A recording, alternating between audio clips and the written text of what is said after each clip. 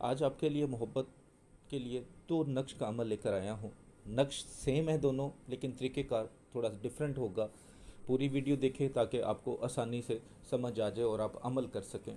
मोहब्बत सिर्फ जायज़ नाजायज़ मोहब्बत के लिए बिल्कुल नहीं कर सकते। इस नक्श की रूहानी इजाज़त के लिए 21 मरतबा दुरूद शरीफ पढ़कर कमेंट्स बॉक्स में इंशाल्लाह लिख दीजिएगा। रूहानी इजाज़त है। जो लोग वज़ाइफ़ करना चाहते हैं, मेरा नया चैनल मोमिन नूरी अमलियात, उसको सब्सक्राइब कर लें। वहाँ पे आपको इंशाल्लाह ताला बेहतरीन और आसान वज़ाइफ मिल सकते हैं। नक्श आपके सामने है, स्क्रीन पर है। बहुत ही आसान तरीका है लिखने का। सूरज जैसे ही तुलू होता है उससे 1 से 2 घंटे के अंदर अंदर आपको इसको लिख सकते हैं। जुमेरात, जुमा और पीर इसके ख़ास दिन हैं, वरना आप दिन में किसी भी टाइम लिख सकते हैं, किसी भी वक्त लिख सकते हैं। लेकिन अगर वक्त की पाबंदी कर लें तो ज़्यादा फ़ायदा होगा। लिखने से पहले जो सदका खैरात कर सकते हैं, जो आपकी इस्तात है, इस्तात के मुताबिक सदका खैरात कर लें। पाक साफ़ हालत में लिखना है, बावज़ू हो जाएं, खुशबू लगा लें। जिस कमरे में बैठ के लिखें उसमें किसी जानदार की तस्वीर ना हो, कोई हैज़ वाली औरत और कोई बच्चा आपके पास नहीं होना चाहिए।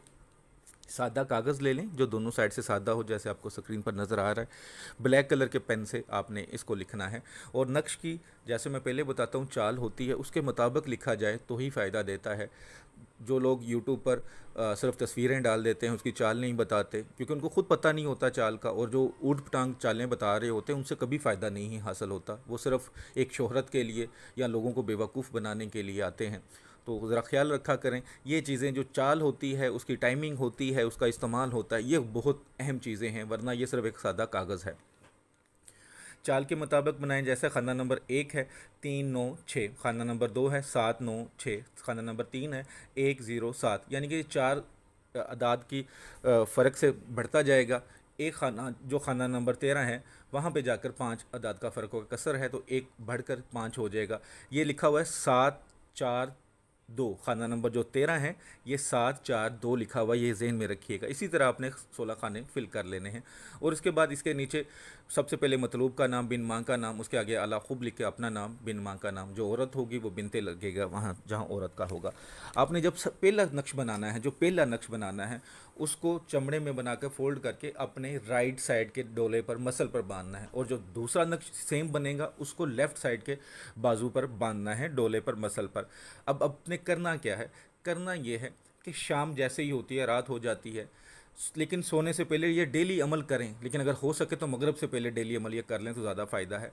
सबसे पहले आपने लेफ़्ट बाजू वाला जो नक्श, राइट बाजू वाला जो नक्श होगा उसको उतार कर लेफ़्ट पे ले जाना है, और लेफ़्ट वाला उतार के राइट पे। अगले दिन फिर इसी तरह करना है। उतारते वक्त सबसे पहले राइट वाला उतारना है और उसको लेफ़्ट पर बांधना है, और फिर लेफ़्ट वाला उतार के राइट पे ले जाना है।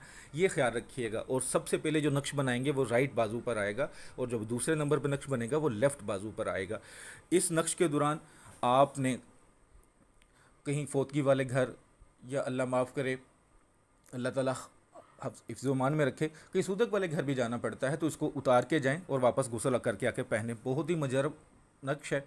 अल्लाह की रहमत पर यकीन रख के और सच्चे दिल से किसी के लिए करेंगे तो ज़रूर फ़ायदा होगा। दुआओं में हमेशा याद रखा करें, क्योंकि सबसे ज़्यादा ज़रूरी जो चीज़ें होती हैं वो आपकी दुआएं हैं। वीडियो को लाइक करके शेयर कर दिया करें।